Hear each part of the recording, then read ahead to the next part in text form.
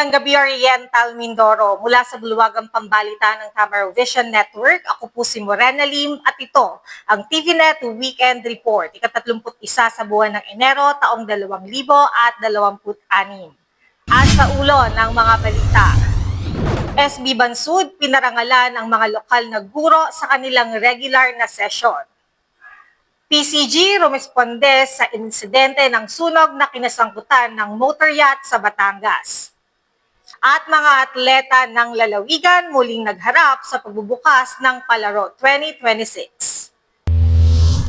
Ibigay ang maximum satisfaction ng pamilya at sa negosyo dahil tuloy-tuloy pa rin ang high-quality service mula sa una at pinagkakatiwalaan sa fast internet connection plus cable TV sa buong Mindoro, ang Tamaraw Vision Network.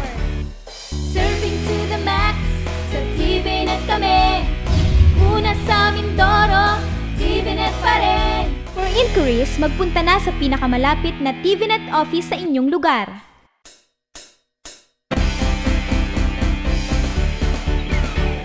Sa detalye ng ating mga balita, bilang pagdiriwang ng National Zero Waste Month ngayong Enero 2026 sa ilalim ng temang RA 9003-25, Honoring Our Past, Renewing Commitments, Innovating for a Cleaner Tomorrow, itinampok ng Department of Trade and Industry Oriental Mindoro sa pamamagitan ng mga negosyo center ang serye ng mga inisyatibang ipinatupad noong 2025 na patuloy na sumusuporta sa panantiling pag-unlad ng mga negosyo at pangangalaga sa kalikasan sa lalawigan.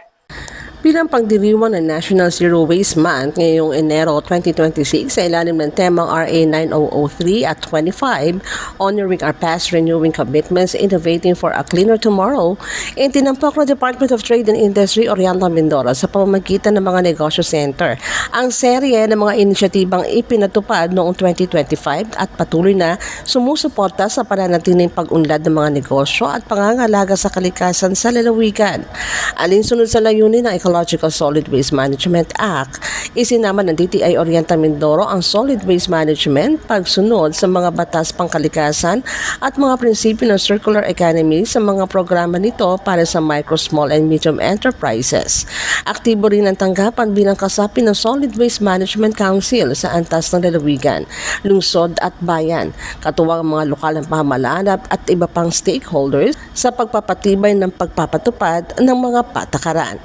Noong 2025, nagsagawa ang DTI Oriental Mindoro na iba't ibang pagsasani at workshop sa buong lalawigan, kabilang ang Solid Waste Management and Community Awareness Training Workshop sa Pola, Going Green in Business sa Puerto Galera, Product Innovation through Upcycling and Orientation ng RA 9003 sa Pinamalayan, Socorro, Bulalakaw at Mansalay, Ways to Design Upcycling Old Jeans sa Bansud, Creative Upcycling, Turning Bottles into Decor and Gift Ideas sa Gloria at Greening MSME sa Victoria. Nagbigay ang mga aktibidad nito ng praktikal na kaalaman sa mga MSME hinggil sa pagbabawas ng basura, mga batas pangkalikasan at napapanatiling inobasyon ng produkto. Bukod sa pagpapaunlad ng MSMEs, pinalakas din ng DTI Oriental Mindoro Consumer Education at Advocacy. Binigyan diin ang pananagutan sa pangangalaga nito sa pamamagitan ng programa tulad ng Edu Consumer, Basic Consumer Advocacy and Empowerment Course, hinikayat ang mga mamimili na gumawa ng mas may alam at sustainableng mga pagpili. Bilang bahagi ng pagdiriwang ng World Consumer Rights Day 2025, nagsagawa ang DTI Oriental Mindoro ng Sustainable Lifestyles a Photo Story Contest nakaraang Marso 2025 na nagbigay daan sa komunidad na ipakita ang kanilang mga personal na kwento at malikaing paraan ng pagsulong ng sustainableng pamumuhay at karapatan ng mamimili. Ayon kay Provincial Director Arnejo Talya, ang pagpapanatili ng kalikasan ay responsibilidad ng lahat. Pinigyandiin ng DTI Oriental Mindoro ang mga inisyatiba na karaang 2025 ay patunay ng patuloy nitong paninindigan na kilalanin ng adhikain ng RA 9003, palakasin ang mga ugnayan at isulong ang inobasyon tungo sa mas malinis at mas napapanatiling kinabukasan para sa mga MSMEs, mamimili at komunidad sa Oriental Mindoro. Binigyang pugay ng pamahalaang bayan ng Bansud ang dedikasyon, husay at sakripisyo ng mga lokal na guro sa ginanap na ika-25 regular session ng Sangguniang Bayan noong Enero 2026. Narito ang report. Binigyang pugay ng pamahalaang bayan ng Bansud ang dedikasyon, husay at sakripisyo ng mga lokal na guro na ginanap ika-25 regular na sesyon ng Sangguniang Bayan nakaraang ika-20 ng Enero.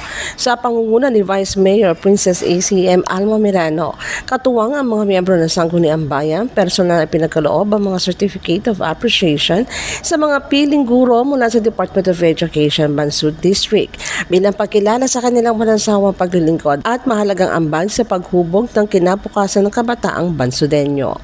Sa kanyang mensahe, binigyan din ni Vice Mayor Mirano mahalagang papel ng mga guro sa pagpapaunlad ng bayan. Ayon sa kanya, ang mga guro ay hindi lamang tagapagturo sa loob ng silid-aralan kundi mga huwaran at haligi rin ng komunidad. Ang naturang pagkilala ay sumasalamin sa advokasya ng pamahalaang bayan ng Bansud na patatagin ng sektor ng edukasyon at bigyang pahalaga ang mga guro bilang modern-day heroes na may mahalagang gampanin sa paghubog ng kaalaman, disiplina at pagpapahalaga sa lipunan. Bilang bahagi rin ng programa sa pangunguna ni Dr. Jeneline Alinio, Public Schools District Supervisor, iprinisenta sa Sangguniang Bayan ng mga parangal na tinanggap ng DepEd Bansud mula sa Division Search for Outstanding DepEd Teaching, Non-Teaching, Related Teaching at School Administration Personnel sa ilalim ng Gawad Pagdayaw 2025. Ang mga parangal na ito ay patunay ng kahusayan, sipag at mataas na antas ng profesionalismo ng mga kawani ng edukasyon sa bayan ng Bansud. Binigyan po namin ng certificate kasi sila po ay nagdala ng maraming award dito sa ating bayan ng Bansud.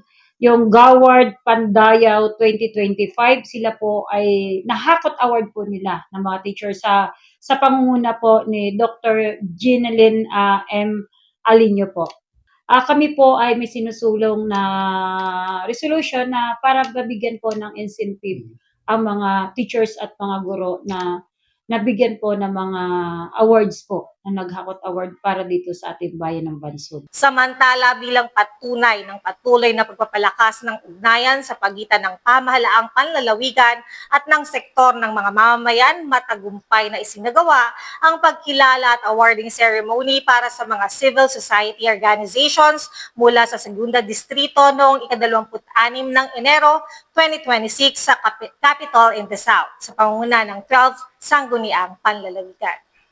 Bilang patunay na patuloy na pagpapalakas ng ugnayan sa pagitan ng pamahalaang panlalawigan at ng sektor ng mamamayan, matagumpay na isinagawa ang pagkilala at awarding ceremony para sa mga civil society organizations o CSO mula sa Segunda Distrito, ika-26 ng Enero 2026 sa Capital in the South sa pangunguna ng 12 Sangguniang Panlalawigan. Pinamunuan ni Vice Governor Atty. C.A. Jojo Perez ang naturang aktibidad na naglalayong kilalanin ang mahalagang kontribusyon ng mga CSO sa pagpapaunlad ng mga komunidad at palakasin ang kanilang partisipasyon sa lokal na pamamahala. Sa bisa ng mga provincial resolutions numbers 7970-2025, 7971-2025, 7972-2025, 8014-2025, 8025-2025, 8083-2025 at 8105-2025 na tulungan ng Sangguniang Panlalawigan ang 52 CSO mula sa Segunda Distrito upang makamit ang SP accreditation.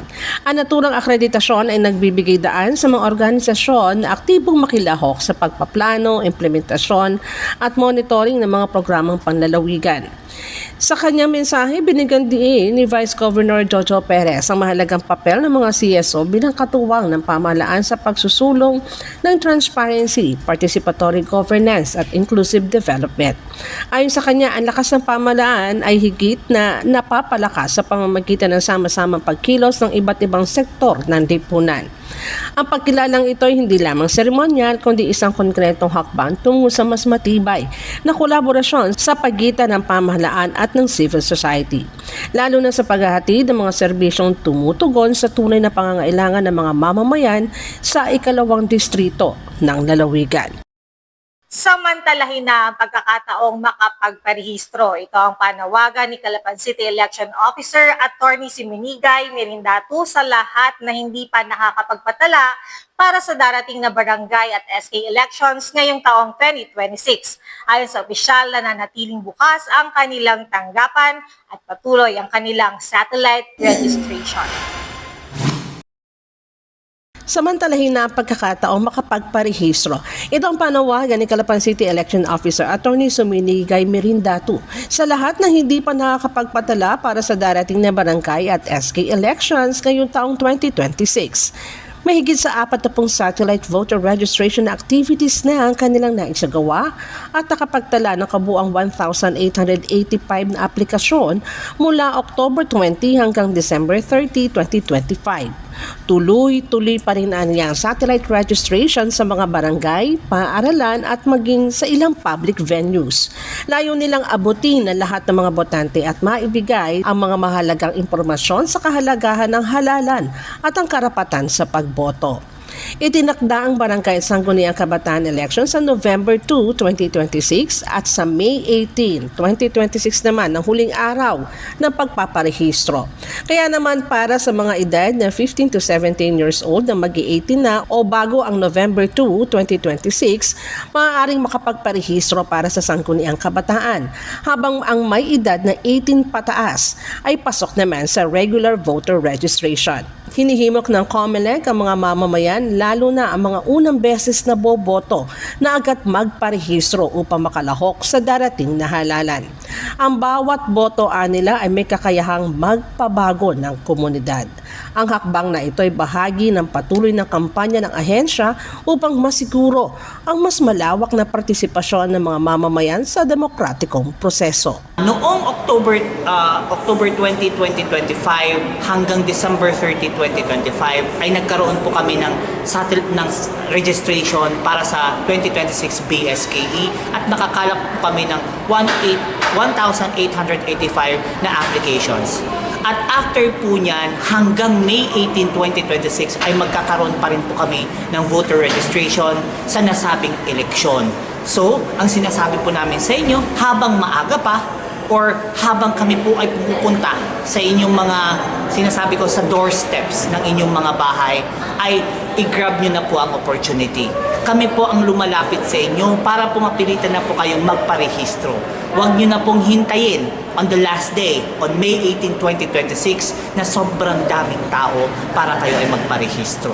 Ginagawa na po ng COMELEC Calapan na maging maalwan ang pagpaparehistro dahil gusto po namin na kayo ay makaboto, na kayo ay makapili ng dapat na leader para sa darating na eleksyon.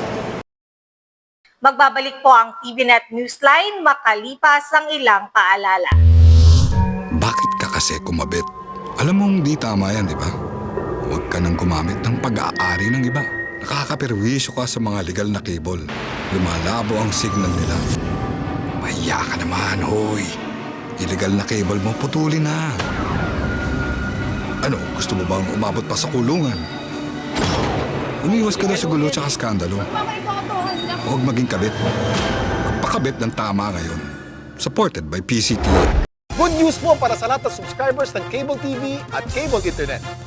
Naisabatas na po ang Anti-Cable Television and Cable Internet Tapping Act of 2013. At ayon dito, bawal makikabit ng Cable TV at Cable Internet.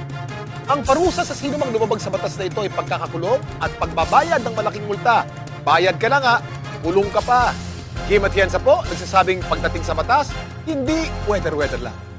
Huwag maging kabit. Supported by the PCTA.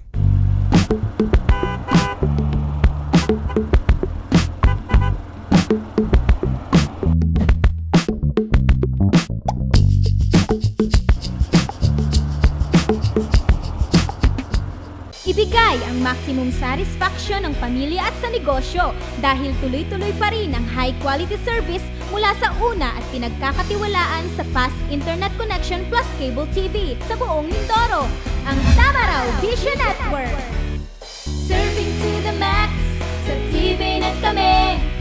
Una sa Mindoro, TVNet pa rin. For inquiries, magpunta na sa pinakamalapit na TVNet office sa inyong lugar.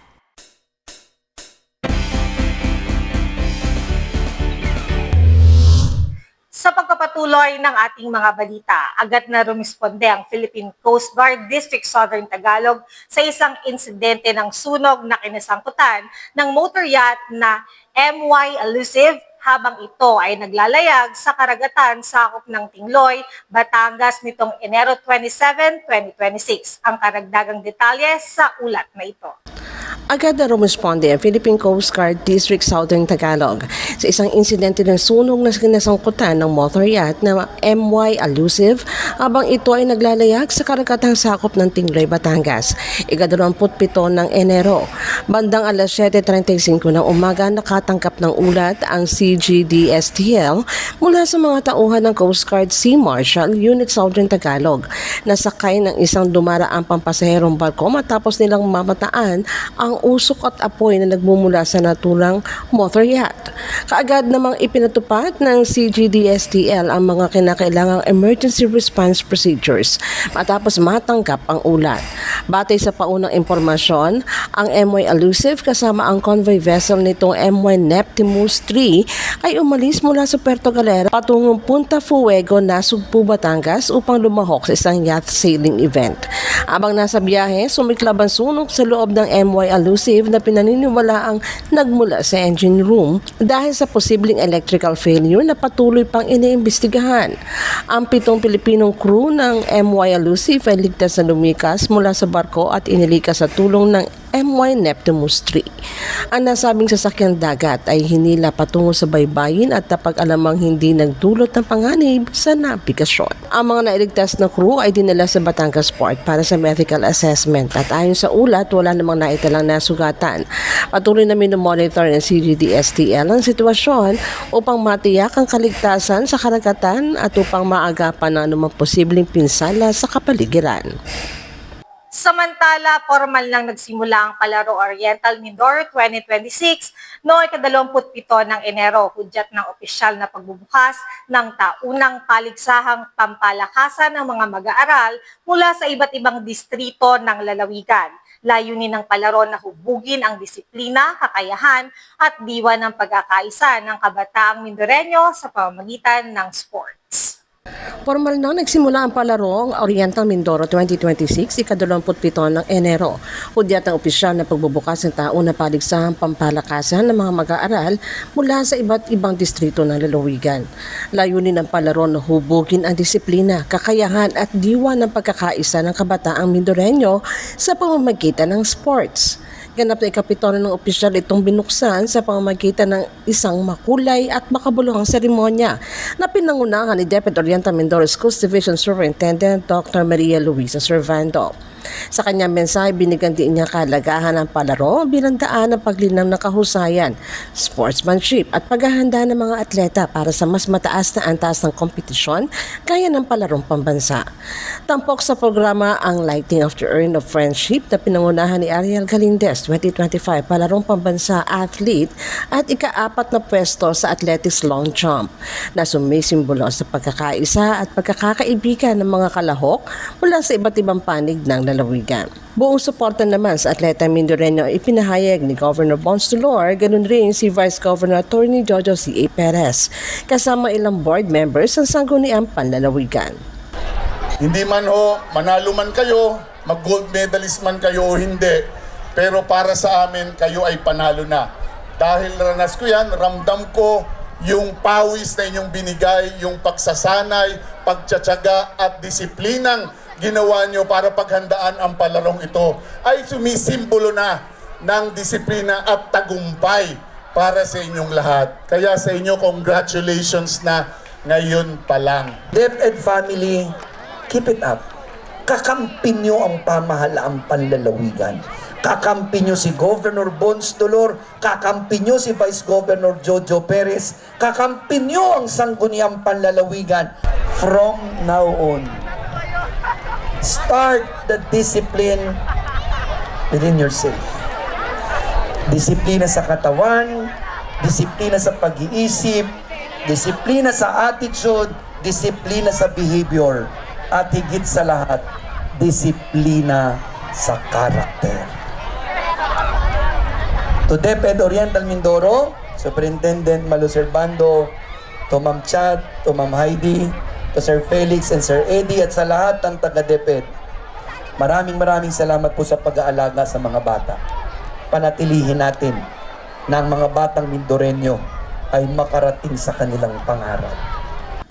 Isinagawa rin ang panunumpa ng sportsmanship at amateurism na pinamunuan ni Chanel de Chavez 2025 Palarong Pambansa Athlete sa Billiards bilang paalala sa mga atleta na pairalin ang patas na laban, disiplina at respeto sa kapwa manlalaro. Samantala, ang panunumpa ng mga opisyal ng palaro ay pinangunahan ni DepEd Oriental Mindoro Division Sports Officer at EPSSGOD Dr. Eddie Dalisay na nagpatunay ng kanilang responsibilidad na tiyakin ang maayos, patas at makatarungang pamamahala ng mga palaro. Dinaluhan ang pagbubukas ng mga paaralang kalahok, guro, coaches, opisyal ng DepEd at mga taga-suporta na nagbigay ng masiglang pagsisimula ng palaro at inaasahang magsisilbing hakbang ang Palaro Oriental Mindoro 2026 sa pagpili ng mga atletang magpe-presenta sa lalawigan sa mga susunod na antas ng kompetisyon. Sa mga nakalipas na buwan, naging perwisyo at pasanin ng mga Mindoreño ang pagbaha, partikular na mga bayan ng Nauhan at Victoria. Ayon kay Governor Bons Dolor, dito ay sinikap nilang magsagawa ng investigasyon sa punot dulo nito at napag-alamang isa sa mga dahilan ay ang palpak at substandard na flood control project sa Barangay San Andres sa naturang bayan. Sa mga nakalipas sa buwan, naging perwisyo at pasani ng mga Mindoreño ang pagbaha, partikular na sa mga bayan ng Nauhan at Victoria. Kahit walaan nilang bagyo at tanging malakas hanggang sa tuloy-tuloy na pag-uulan lamang, ay kasunod na nito ang pagbaha sa mga nabanggit na lugar. Ayon kay Governor Bons Dolor, dito ay sinikap nilang magsagawa ng investigasyon sa punot dulo nito. At napag-alamang isa sa mga dahilan ay ang palpak at substandard na flood control project sa Barangay San Andres, Nauhan. Partikular na niyang tinukoy ang dalawang proyekto dito. Una, ang isang kontrata na may halagang mahigit sa 210 million pesos sa ilalim ng New Big Ford Shea na may completion date na February 6, 2024. At ang ikalawang kontrata na may halaga ring 210 million pesos na may completion date na December 10, 2023. Tahasang sinabi ng gobernador na ang mga ito ay hindi proyekto, bagkus ay perwisyo sa mamamayan. Ika-24 ng Enero na magsagawa ng inspeksyon dito ang gobernador at si Nauhan Mayor Joel Tevez kasama iba pang opisyales ng pamahalaang panlalawigan at DPWH. Problema sa disenyo at ilang paglabag pa ang isiniwalat ng gobernador. Bilang tugon dito, isang pinal na disenyo na tinatapos na ng DPWH at pamahalaang panlalawigan ang kanilang isusumiti kay DPWH Secretary Vince Dizon at inaasahang popondohan ng pamahalaang nasyonal. Sa agreement namin, tinatapos na lang ng provincial government at saka ng DPWH ang final design dahil ang gusto mangyari ng Pangulo sa pamamagitan ng DPWH ay yung lahat ng gap. Diba? Gumawa, may putol. Para sa halip na doon dadaan yung tubig papunta sa mga kabahayan at kapalayanan, lagyan ng pondo pero ayon na sa tamang disenyo. At gawin sa tamang disenyo. Kaya nga kahapon natutuwa ako na may inisaling in agreement na ang Provincial Engineering Office at ang DPWH na konkreto na more or less 4 na metro lang ang kapal sa halip na 25 to 30 meters ang kapal. Actually, ang lapad pala nito ay 26 meters something. Almost 27 meters. So yung 27 meters, paiikliin to 6 meters, pero konkreto. Mas matibay, Mayor, yun. Una, mas matibay, konkreto. Ikalawa, makakatipid ang gobyerno kasi sa halip na ganong kalapad, liliit. Imagine nyo yung 20 metros na mawawala. So yung 20 metros na mawawala, kung yun na matutuloy na disenyo, may dudugtong pa ng DPWH doon sa iba pang portion na nangangailangan. So, hintayin lang namin yung final announcement at decision ni Secretary Vince para magtuloy-tuloy na ito kasi talagang nakakaawa yung taga Mindoro. Lalo na yung taga Nauhan at taga Victoria. Ano na, Metro? Mel! Taas ang konti. Tatag ng konti. 2 meters. 3 ko yan, 3. 3 point. Hanggang ibabaw ng kaping gabay, 3.30. 2 meters. 1, 2, 3, 4, 5, 6. 3 meters. 3.30 yung ibabaw. Pero yan, walang seatbelt dyan. Gitna. Nasa gitna ng primitan ay dahil mayroon ng refusal, lupa lang to eh.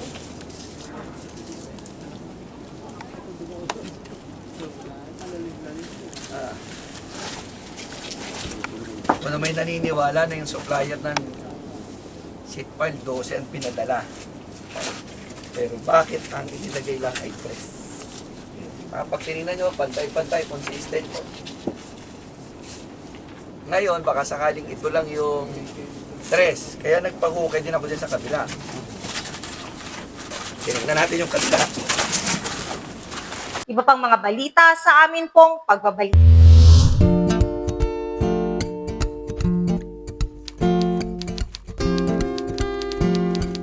Inday, pakiligpit nga itong mga kinalat ng mga bata. Noon, gusto ko makapag-aral. Pero walang oras dahil full-time ang trabaho ko. Pero ngayon, dahil sa online classes ng Solar Learning at DepEd Alternative Learning System, natupad na ang pangarap kong makapag-aral. Good day, ka-learners! Welcome to another episode.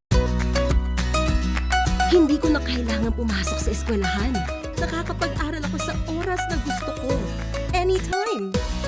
Nagkaroon ako ng second chance sa pag-aaral. At dahil recognized ito ng DepEd, sigurado ako sa diploma. This lesson, You should be able to. you learned about the persons. Sa wakas, matatapos ko na ang high school ko. Ay, salamat din nga pala kay ate. Ina-sponsor niya ako na ma-enroll sa Solar Learning.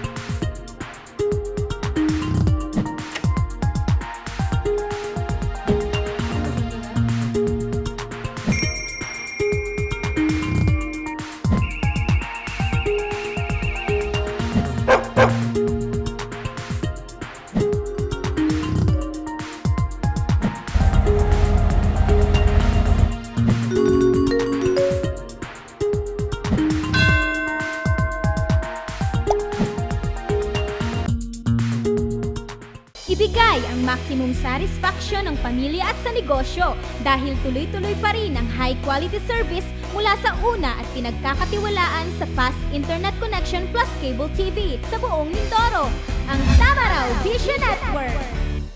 Serving to the max, sa TVNet kami. Una sa Mindoro, TVNet pa rin. For inquiries, magpunta na sa pinakamalapit na TVNet office sa inyong lugar. Tinanghal na third runner-up ang ating Pandanggita Festival sa katatapos lamang na prestihiyosong Dinagyang Illumination Festival of Lights 2026 na ginanap noong Enero 23 bilang bahagi ng Dinagyang Festival sa Iloilo City. Bukod dito, nakamit rin ng Pandanggita Festival ang Best in Street Performance at People's Choice Award. Tinanghal na third runner-up ang ating Pandanggita Festival sa katatapos lamang na prestiyosong Dinagyang Illumination Festival of Lights 2026 na ginanap na karaang 23 ng Enero bilang bahagi ng Dinagyang Festival sa Iloilo City. Bukod dito, nakamit rin ng Pandanggita Festival ang Best in Street Performance at People's Choice Award. Ang tagumpay na ito ay isang pagpapatunay ng husay ng mga mag-aaral ng Parang National High School na siyang kumatawan sa lalawigan. Dito, ipinakita ng kanilang pagtatanghal ang pista ng lalawigan na sumisimbolo ng liwanag at kultura ng Oriental Mindoro na kumakatawan sa pagkakaisa, pananampalataya at pagkamalikhain ng mga Mindoreño. Sa naturang kompetisyon, natampok rin ang iba pang light festival mula sa iba't ibang panig ng bansa ang Banaag Festival na tinanghal na kampiyon na sinundan ng Zamboanga Hermosa Festival at Pavorulun Afi Festival. Ayon kay parang National High School Principal Alain Mendoza, pasasalamat ang ipinaabot niya sa lahat na nagbigay ng suporta sa kanila. Partikular na ang Provincial Tourism Office, Governor Bons Dolor, Calapan City Mayor Doy Liachon, ganun rin kay Congressman Arnen C. Panaligan. Bukod niya sa suportang pinansyal ay nadama nila ang buong suporta at pagmamalaki ng mga lider ng lalawigan, ganun rin ng mga Mindoreño. Hindi man nila nakamit aniya ang kampyonato. Isang makabuluhang tagumpay pa rin ito, lalo na sa mga mag-aaral ng paaralan na ipinakita ang kanilang husay at hindi napagod sa buong pagtatanghal. Maipakita lamang ang galing ng kabataang Mindoreño. Ang tagumpay na ito hindi lamang anilang pagpapatunay ng husay ng contingent mula sa Oriental Mindoro, kundi pati na rin ng isang malaking inspirasyon para sa mga kabataan at mamamayan na lalawigan upang lalo pang paigtingin ang suporta at pag-angat sa mga aktibidad sa pagkilala ng yaman, ng kultura at talento ng mga Mindoreño.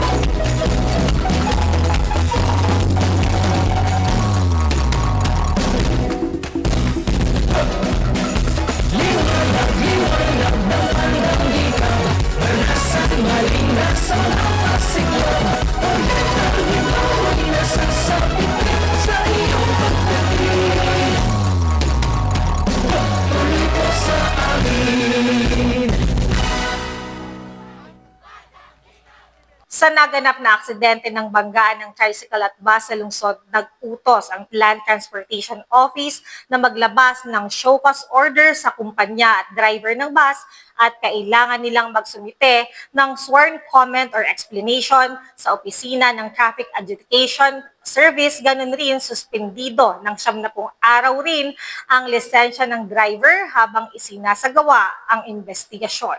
Sa naganap na aksidente ng banggaan ng tricycle at bus na naganap sa lungsod, batay sa inisyal na pagsisiyasat, ang driver ng tricycle ay nawalan ng kontrol sa manibela sa may pakurbadong daan kung kaya't nasakop nito ang kabilang lane at sumalpok sa kasalubong na bus. Dahil sa lakas ng salpukan, 2 sakay ng tricycle ang agad na namatay at ang 2 ay malubhang nasugatan.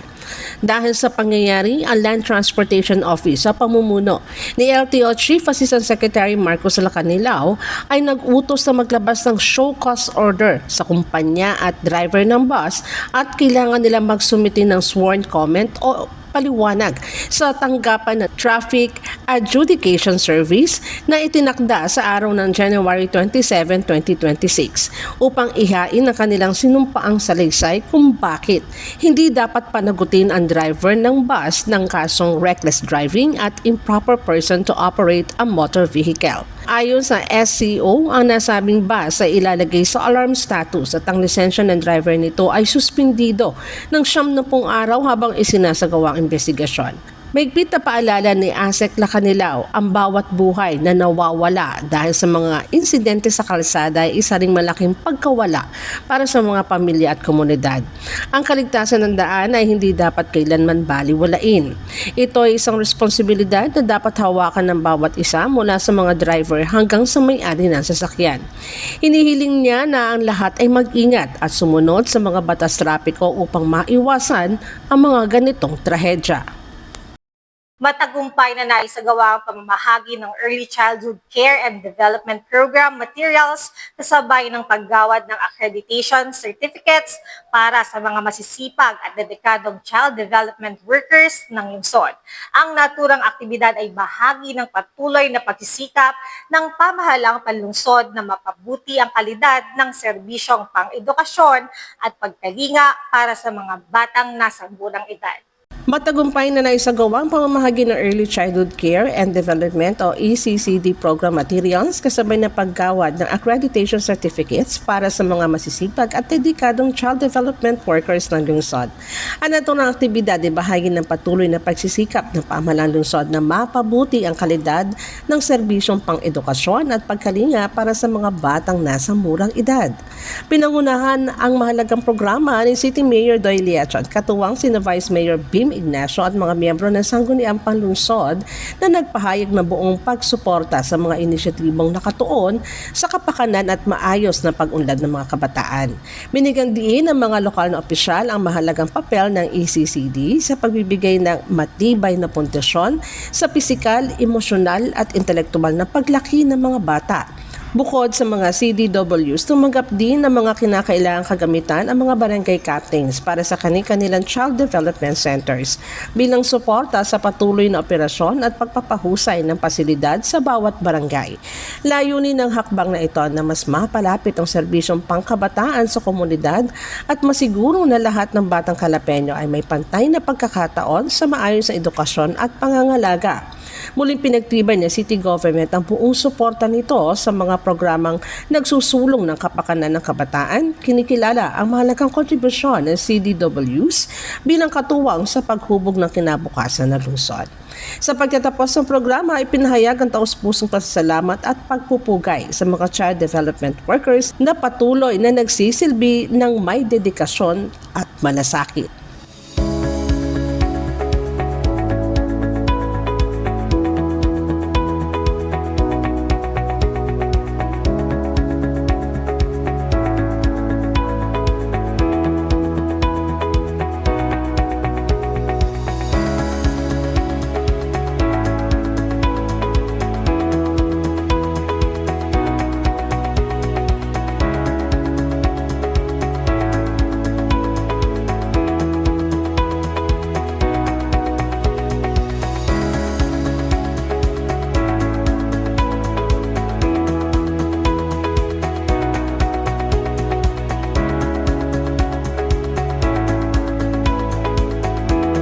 Maaari nyo rin po kaming mapanood sa YouTube. I-type lamang ang TVNet Newsline. Bisitahin at like rin ang aming Facebook page, Newsline Channel 10.